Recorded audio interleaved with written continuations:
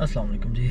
मेरा नाम है नकी और आज मैं एक थोड़ी सी जज्बाती वीडियो बना रहा हूँ। जज्बाती वो मेरे लिए इसलिए है क्योंकि कल मुझे अपनी ये गाड़ी कंपनी को वापस करनी है और कल मेरा कंपनी में लास्ट वर्किंग डे होगा। गाड़ी के अलावा लैपटॉप, फ़ोन और भी जो भी चीज़ें कंपनी के काम से रिलेटेड होती हैं वो सब कुछ मुझे कल वापस करना है। तो मैंने सोचा जाने से पहले मैं थोड़ी सी आप लोगों से बात कर लूँ और इस गाड़ी के बारे में थोड़ी सी बात कर लूँ। मैंने रियलाइज़ किया कि मैं तकरीबन 2 साल से करोला यूज़ कर रहा हूँ और पहले मेरे पास 2018 से 2019 तक GLI मैनुअल थी और फिर 2019 के अप्रैल से अभी तक यानी 1 साल 2-3 माह हो गए हैं मेरे पास ये GLI 1.3 ऑटोमेटिक है। तो मैंने सोचा कि क्यों ना जाते जाते आपको अपना, मैं लॉन्ग टर्म यूज़र तो नहीं कहूँगा क्योंकि उससे पहले मेरे पास होंडा सिटी होती थी, तो लॉन्ग टर्म यूज़र तो नहीं मैं कहूँगा अपने आप को करोला का, क्योंकि करोला अब ख़त्म हो गई, यारिस आ रही है 1.3 वेरिएंट ख़त्म हो चुका है। तो मैंने सोचा कि क्यों ना मैं एक अपने 2 सेंट्स इसमें दे दूं कि मैंने क्या एक्सपीरियंस लिया करोला का और मुझे कैसी लगी गाड़ी, क्या इसके प्रोस थे, क्या कॉन्स थे, और फिर हम दरमियान में थोड़ी सी और तरह की भी बातें करेंगे। सो आई होप ये वीडियो आपको कुछ अच्छी लगे। तो स्टार्ट करते हैं जी जनाब। हाँ, सेफ्टी से। तो मुझे 2018 में जब इन्होंने आई थिंक 17 के एंड पे इन्होंने इसका जो था फेस लिफ्ट किया था और 18 में मेरी गाड़ी आई जो कि फेस लिफ्ट वाली थी, आई थिंक जुलाई 18 में, मुझे अब एग्जैक्ट याद नहीं है। तो उसके अंदर इन्होंने सबसे बड़ी जो चीज़ सेफ्टी के लिए करोला ने फर्स्ट टाइम पाकिस्तान में की, इस प्राइस ब्रैकेट की गाड़ियों के अंदर, सेडान्स के अंदर, वो इन्होंने 2 एयर बैग्स दिए, एक इधर ड्राइविंग सीट के ऊपर और एक जो है आपका पैसेंजर सीट के ऊपर। तो ये सबसे बड़ी चीज़ थी इस वक्त। अभी तक इनके कंपेटिटर जो कि होंडा सिटी बनती है GLI का कंपेटिटर, उसके अंदर अभी तक ये फीचर नहीं है। तो जब भी आप, क्योंकि मैंने दोनों गाड़ियाँ इस्तेमाल की, सिटी मैंने 3 साल इस्तेमाल की है, मैंने 2 साल इस्तेमाल किए, तो जब भी आप कोई चीज़ के बारे में रिव्यू देते हैं तो I think it's very important कि आप उसको उसके कंपेटिटर की ऑफरिंग से कंपेयर किए बगैर जज ना करें, क्योंकि कुछ चीज़ें होती हैं जो कि हमें लगता है कि इस प्राइस ब्रैकेट में होनी चाहिए, नहीं है, लेकिन मार्केट कुछ इस तरह से है गाड़ियों की कि दोनों कंपेटिटर, क्योंकि समवट बिग 3 की मोनोपोली है, सुजुकी, होंडा और टोयोटा। फिलहाल आने वाले सालों में, इस साल उम्मीद थी लेकिन वो पैंडेमिक की वजह से नहीं हुआ, बट hyundai और दूसरे प्लेयर्स जो हैं वो मार्केट में एंटर हो रहे थे। लेकिन खैर, तो चूंकि इनकी मोनोपोली है तो यही लोग डिसाइड करते हैं कि क्या स्टैंडर्ड है। गवर्नमेंट इसमें इन्वॉल्व नहीं होती। हमारे यहाँ गवर्नमेंट की कोई रिक्वायरमेंट नहीं है कि भाई सीट बेल्ट तक ही हो। मेहरान इतना अच्छा सीट बेल्ट के बगैर ही आती थी, लोगों के चलान होते थे जबकि गाड़ी वाले डाल ही नहीं देते। फिर से एयर बैग्स एक लग्जरी कंसिडर होता था। Safety should not be a luxury, safety हर बंदे का हक है मेरे नज़दीक। आपकी गाड़ी कोई भी हो उसमें सेफ्टी होनी चाहिए। बाहर के मुल्क में गवर्नमेंट इसमें एक बड़ा अहम रोल अदा करती है। वो टू बी रियली ऑनेस्ट डंडा दे के रखते हैं कंपनियों को, ऑटो मैन्युफैक्चरर्स को, कि भाई आपकी गाड़ी रोड पे लाने से पहले उसकी ये रिक्वायरमेंट होंगी। टेल लाइट के डिज़ाइन से लेके, सेफ्टी फीचर से लेके, इंजन के अंदर जो कंपोनेंट्स यूज़ होते हैं उनकी भी सर्टिफिकेशन इनको चाहिए होती हैं। हमारे यहाँ ऐसा कुछ नहीं है, जो आ जाए बिस्मिल्लाह, 100 गनीमत, आ जाए जी बिस्मिल्लाह करें। खैर एनीवेज वो एक अलग डिस्कशन है। तो मुझे ये चीज़ इसकी अच्छी लगी कि इस गाड़ी के अंदर आपको डुअल एयर बैग्स दिए गए हैं। डुअल कहने का मकसद है पीछे वाले लोग फिर भी कदरे सेफ होते हैं, but then again it's a start, आपको होंडा में वो चीज़ नहीं मिलती। अच्छा, दूसरी इस गाड़ी की जो अच्छी चीज़ मुझे लगी है इसका comfort. To be really honest, मैंने सिविक ड्राइव की है, मैंने होंडा सिटी ड्राइव की है और मैंने GLI ड्राइव की है। मैंने ऑल्टस में बैठा ज़रूर हूँ, ड्राइव नहीं की है ग्रांडे में। लेकिन टू बी वेरी फ्रैंक, इस गाड़ी के ऊपर मैंने 6-6, 7-7 घंटे का one sided non stop travel किया है। मैंने होंडा सिटी में भी किया था। होंडा सिटी की सीट्स तो एक स्टार्ट है, उस गाड़ी के सस्पेंशन और उस गाड़ी की सीट और उस गाड़ी की रोड क्लियरेंस जो बेसिकली एक ओवरऑल आपको गाड़ी की फील बताती है, उनसे मैं सेटिस्फाइड नहीं था। नो डाउट वो गाड़ी हैंडल बेहतर होती है क्योंकि ग्राउंड क्लियरेंस लो हो स्पोर्ट्स कार्स की तरह, तो गाड़ी की मैनूवरेबिलिटी बेहतर होती है हाई स्पीड्स पे भी और सिटी के अंदर भी। बट वैसे अगर देखा जाए, अगर आप फैमिली के साथ, आपने स्पोर्ट्स वाली हरकतें नहीं करनी, आपने टाइट कॉर्नरिंग नहीं करनी, आपने 80 पे मोड़ नहीं काटने, आप सुकून से जा रहे हैं, ये गाड़ी उस लिहाज से बहुत बेहतर है। एक तो इस पर कैबिन नॉइज़ बहुत कम है, इसके बॉटम पे पीवीसी की लेयर जो है वो थिक है, आपके कैबिन में और आपके इंजन बे के दरमियान जो क्लैडिंग दी होती है वो थिक है। उसके बाद इसकी सीट्स एक तो थोड़ी ऊंची हैं और उनकी शेप बहुत अच्छी है, एर्गोनॉमिकली बहुत ज़बरदस्त डिज़ाइन है। मैं टोयोटा को इस चीज़ पे अपलॉड करता हूँ। सिविक छोड़ दें, सिटी छोड़ दें, वो इसके करीब भी नहीं आती when it comes to comfort. आपको पता है लंबार सपोर्ट होती है, ये लोअर बैक और पूरा ये जो कॉलम आपका सपोर्ट करती है। जब आप लंबे ट्रैवल पे होते हैं ना, तो मुझे सिटी में बैठ के ये फील होता था कि मेरे यहाँ पे पेन शुरू हो जाता था आफ्टर अ वाइल, और फिर मुझे यहाँ रोक के स्ट्रेच आउट करना पड़ता था, या फिर मैं वहीं बैठा बैठा कमर को सीधा ऐसे इधर उधर करता रहता था, जो कि कंफर्टेबल नहीं था। लेकिन ये गाड़ी इस लिहाज से बहुत ज़बरदस्त है कि अगर आपने लंबे ट्रैवल के लिए जाना है, हमारी रोड्स की कंडीशन आपके सामने है, उसकी तरफ मैं आता हूँ, लेकिन ये उस लिहाज से बहुत अच्छी है। सो सीट कंस्ट्रक्शन वेरी नाइस।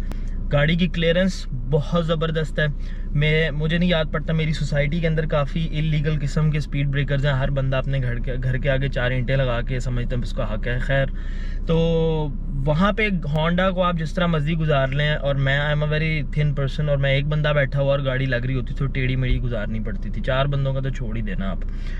और ये गाड़ी 4 बंदे बिठा के भी उन स्पीड ब्रेकर्स पे से अक्सर समटाइम्स तेज़ स्पीड पे भी, यानी 30 की स्पीड पे भी अगर गुजर जाए तो झटका ज़रूर आता है, लेकिन ये लगती बिल्कुल भी नहीं है। ये इस गाड़ी की बहुत खूबसूरत चीज़ है। प्लस इसकी सस्पेंशन बहुत अच्छी है। वो कहा जाता है कि होंडा के अंदर अगर आप बैठे हो तो आपको सड़क पे खड्डा नज़र नहीं आएगा, महसूस होगा।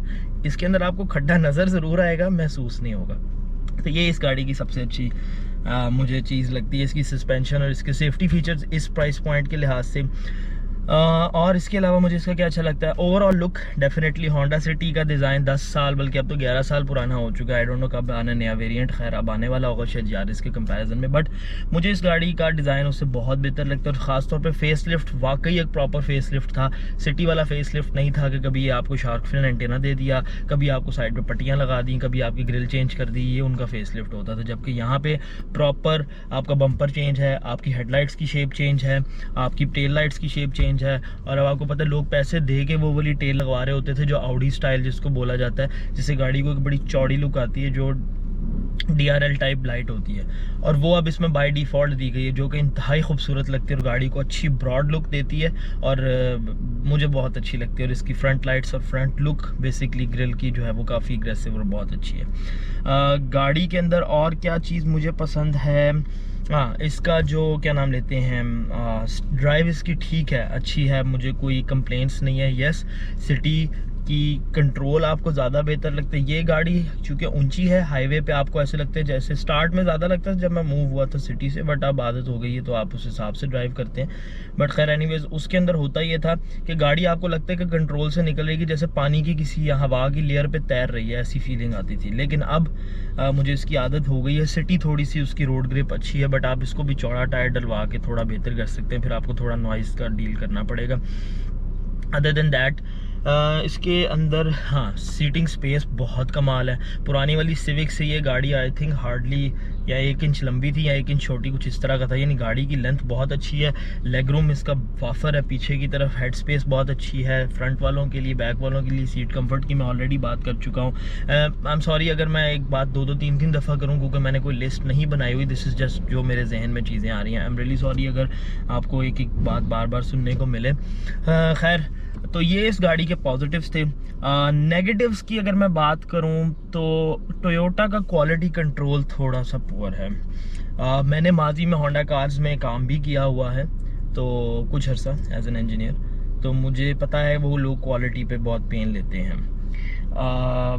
यहाँ पे क्वालिटी में थोड़ा सा पैनल गैप्स, जो फॉर एग्जांपल आपका जो हुड है और फेंडर है उसके दरमियान एक क्लियरेंस होती है लेफ़्ट राइट पे, बैक साइड पे, तो आपको ना पैनल गैप्स के अंदर क्या कहना चाहिए, इरेगुलरिटीज़ नज़र आएंगी। सेम मॉडल की 3 गाड़ियाँ खड़ी हैं, तो एक का राइट वाला ज़्यादा क्लोज है, लेफ्ट वाला खुला हुआ है, दूसरे का इस तरह, क्योंकि ये अलाइनमेंट बिल्कुल एंड पे वो करते हैं, वेल्डिंग हो चुकी होती है, सब कुछ पेंट सब कुछ, फिर जब एंड पे वो आती है वो देखते हैं और उनके टेक्नीशियन उसको एडजस्ट करते हैं। तो ये चीज़ टोयोटा बेहतर कर सकता है। आपको याद होगा 2016 से पहले तक की कोरोला से लेकर ग्रांडे तक की तमाम गाड़ियों के अंदर एक मसला आता था कि इनकी टेल लाइट के ऊपर, जो टेल लाइट का हिस्सा ट्रंक के ऊपर होता था और जो बाकी बॉडी पे था, उसकी मिसअलाइनमेंट हुई होती थी। तो वो मिसअलाइनमेंट इनको दूर करने में इतना अरसा लगा और अब जाके जो है ना, तब भी वो गाड़ी सस्ती नहीं होती थी, एक प्रीमियम मॉडल है आपका, और वो उनकी टेल लाइट जो है वो मिसअलाइन होती थी। आपको अभी भी गाड़ी, ऐसी गाड़ियाँ सड़क पर नजर आएंगी, बट खैर अब उन्होंने वो सॉर्ट कर लिया, लेकिन अभी भी there is a lot of room for improvement मेरे हिसाब से। अच्छा जी, माजरत के साथ मेरा गोप्रो ऑफ हो गया था तो वीडियो कट गया। मुझे एग्जैक्टली याद नहीं कि किस पॉइंट पे वो कटी है, लेकिन खैर चूँकि लाइट ख़त्म हो रही थी तो मैंने सोचा कि मैं लाइट जल्दी से इसको कुछ रिचार्ज करके दोबारा बना लेता। एनीवेज़, अच्छा, तो बात हो रही थी गाड़ी के प्रोज एंड कॉन्स की। मैंने कुछ प्रोज की बात की, कुछ कॉन्स की बात ये कर लेते हैं कि वो जो जिस तरह मैंने कहा कि पैनल्स की आपस में जो क्लियरेंस है उसमें फ़र्क है। उसके बाद एक और बड़ा कॉन जो मुझे फ़ील होता है, सिटी में भी ये चीज़ थी कुछ हद तक, लेकिन इसमें कुछ ज़्यादा है कि फॉर एग्ज़ाम्पल अगर आपने एसी की सेटिंग की हुई है कि मेरी जो गाड़ी की हवा है वही रिसर्कुलेट हो, या अगर आप इसको ऑफ़ कर दें तो फिर होता है कि बाहर से आने वाली हवा हो। अगर आप इस सेटिंग पे होते हैं, एसी अगर आपका कम्प्लीटली ऑफ है और आप गाड़ी मोटरवे पे चला रहे हैं, यानी 100, 120, 130 की स्पीड पे, तो यहाँ से अच्छी खासी हवा चारों वेंट्स के अंदर से आ रही होती है।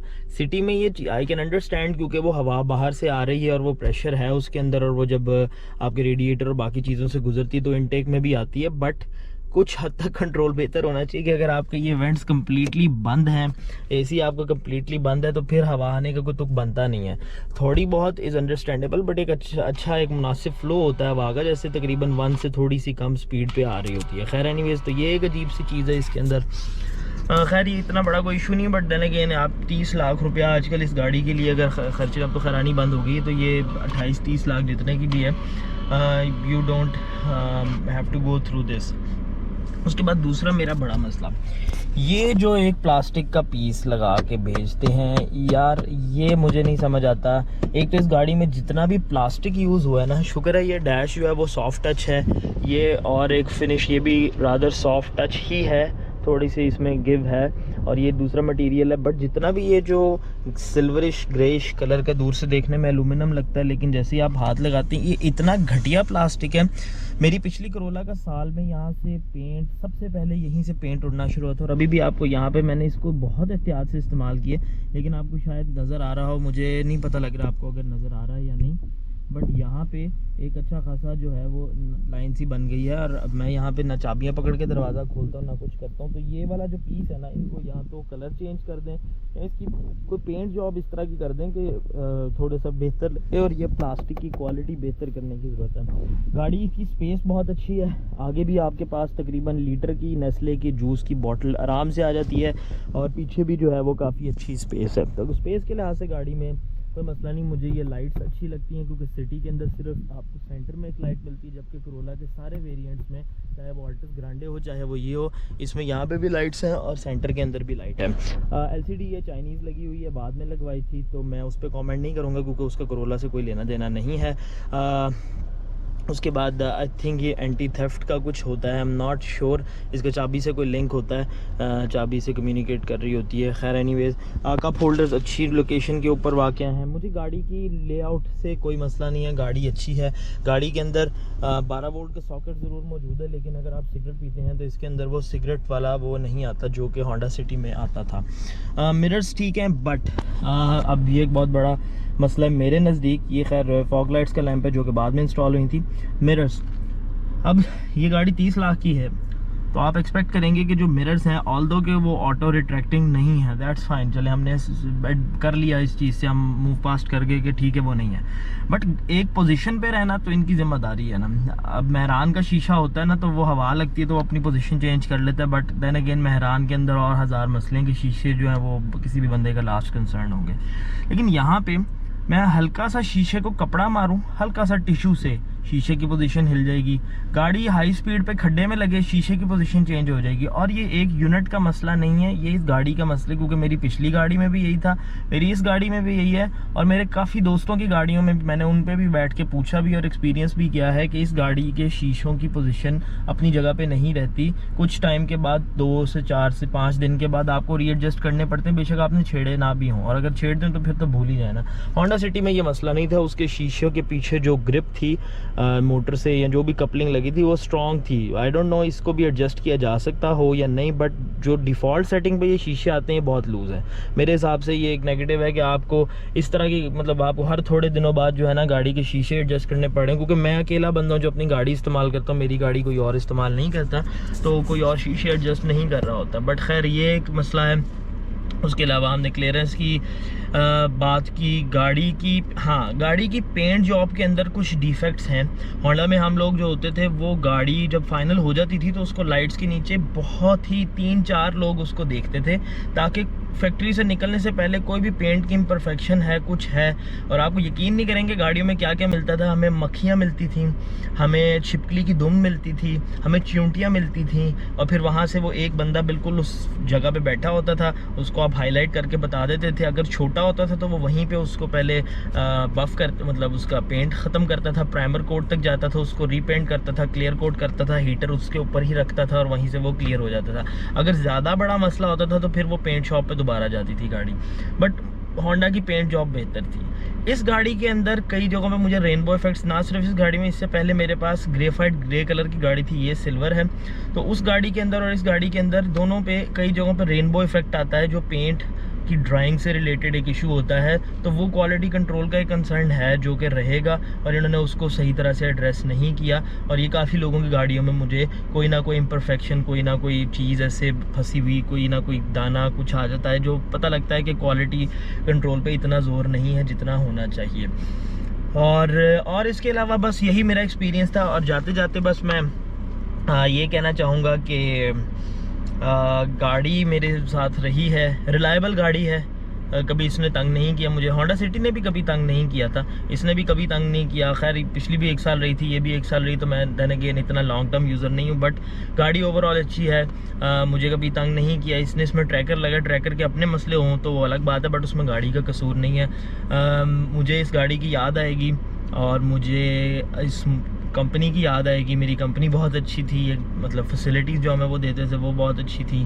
तो थोड़ा सा मैं अगर सेंटिमेंटल साउंड करूँ तो उसके लिए माजरत, बट मैंने जो कल ये सब कुछ वापस करना है और कल मेरा लास्ट वर्किंग डे है कंपनी में, तो मैं अपना लैपटॉप, अपना फ़ोन, अपना जो गाड़ी है और जो मेरे पास चीज़ें कंपनी से रिलेटेड पड़ी हैं, कुछ मैं कर चुका हूँ ऑलरेडी और कुछ मज़ीद रहती हैं वो करनी है। तो बस अपना सफ़र यहीं तक था इस कंपनी में। आई होप आपको ये वीडियो अच्छी लगी हो। ये जस्ट देन अगेन मैं कोई प्रोफेशनल नहीं हूँ, मैं जस्ट एक इंजीनियर हूँ और मेरे इस्तेमाल में ये गाड़ी रही है। तो प्लीज़ इस वीडियो को इसी ज़मन में देखिएगा कि ये एक शख्स का पर्सनल पॉइंट ऑफ व्यू है। अगर आप, हो सकता है आपको ये किसी चीज़ से आप बिल्कुल एग्री ना करते हो, आपके नज़दीक ये बहुत अच्छी गाड़ी हो, आपके नज़दीक ये बिल्कुल अच्छी ना हो, but then again everybody can have their opinion. तो आई होप कि अगर आपको वीडियो अच्छी लगी हो तो आप लाइक कीजिए, कमेंट सेक्शन में ज़रूर बताइए, लेकिन देन अगेन अखलाकियात के दायरे में रह के बात कीजिए, क्योंकि लोग गाड़ियाँ और कुछ 1-2 सब्जेक्ट्स हैं हमारे मुल्क में जिसमें लोग सरप्राइजिंगली बहुत जज्बाती हो जाते हैं। खैर, तो आई अप्रिशिएट योर टाइम और इंशाल्लाह फिर आपसे अगली वीडियो में मुलाकात होगी। तब तक के लिए अल्लाह हाफ़िज़।